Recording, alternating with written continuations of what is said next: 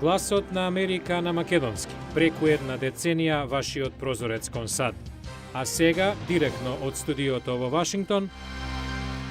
Добро вечер. Ова е ТВ журналот Newsflash на Гласот на Америка на македонски. Со вас во оваа емисија ќе биде Јане Бојаджиевски.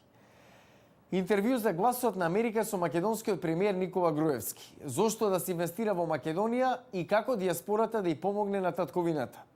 Од светските вести, двајца американски дипломати и двајца локалци повредени во, како што го опиша амбасадата на САД во пакистанскиот град Пешевар, најверојатен терористички напад.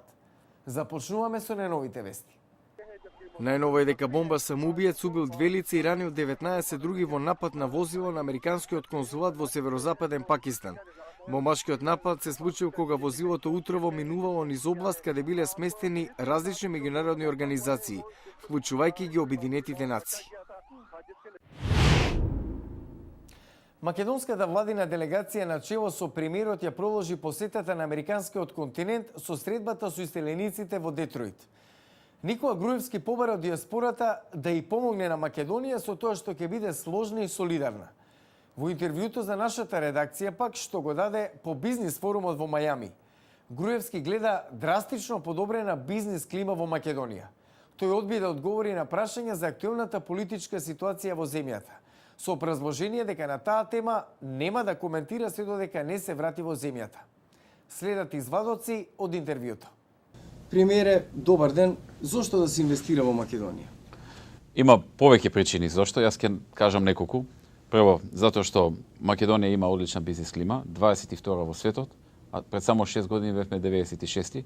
Топ реформатори меѓу првите 3 и 4, топ реформатори во светот во последните 5-6 години, речиси секоја година, прогласени од страна на Светската банка. Значи, драстично подобрена бизнис клима, како за домашните, така и за странските инвеститори. Кои области или сфери од македонската економија нудат најголем простор за заработувачка кај странските инвеститори?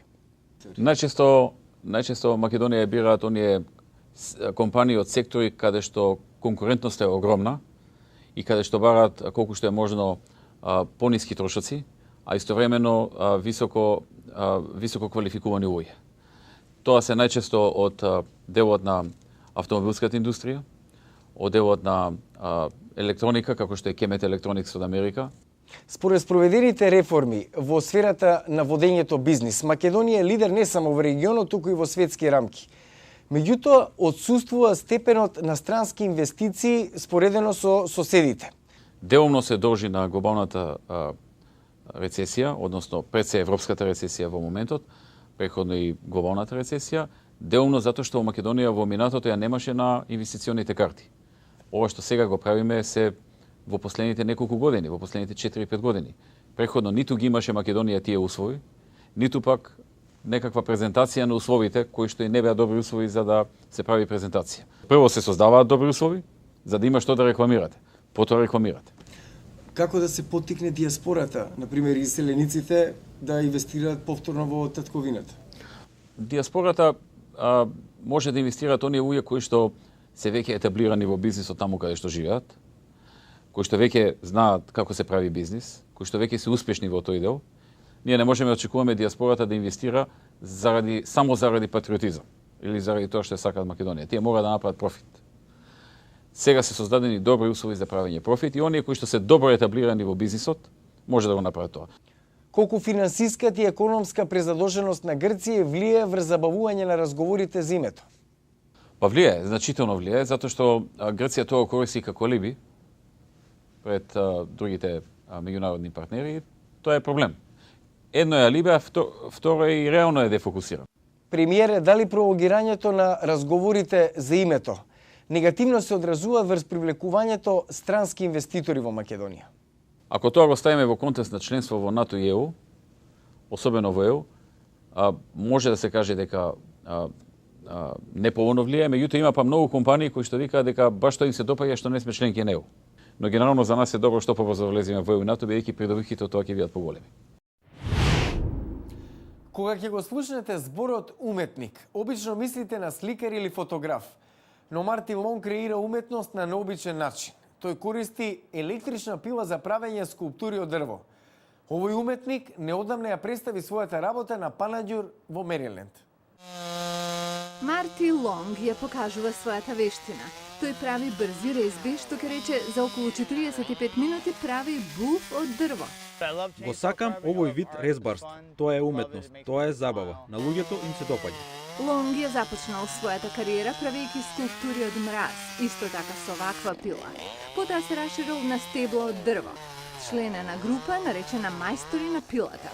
Организираат изложби и надпревари. Тим Сорелис и неговата супруга Крис се фасцинирани. Од парче дрво да направиш уметничко дело, тоа е неверојатно. Пред наши очи. Не знаев дека такво нешто е можно со електрична пила. За Лонг тоа е нормална работа. Исто како да имате четки за сликање. Почнувате со големи сечива, а за попрецизни детали одите кон помали. Тој користи и апарат за автогено заварување за да додаде дефиниција на делата. Тоа е опасна работа. Прави многу предмети. Орел, буф и мечка се најпопуларни меѓу купувачите. Сакам да направам предмети во движење, нешто што ќе раскаже приказна. Како овој 6-метарски змеј. Нарачен од семејство што усвоило 2 кинески девојчиња. На дното ставивме и символ за двојна среќа. Тој има листа на чекање за луѓе кои сакаат да имаат изрезбарен столб на нивниот имот. Цената за едно стебло е меѓу $3,000 и $6,000. Лонг живее добро со приходот од неговата уметност. Дури има да стави и настрана. Приходот од овој панаѓур оди во фонд за коледж. Утре во Newsflash, стабилна пазарна економска политика, ниска задолженост, ниска инфлација.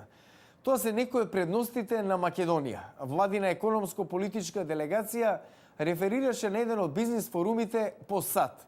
Зошто да се инвестира во Македонија? Не пропуштајте утрешната емисија.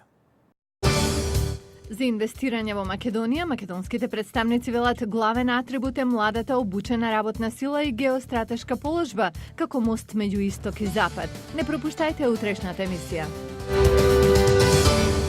Погледавте Newsflash на гласот на Америка на македонски. Јас сум Јане Боаджиевски од студиото во Вашингтон.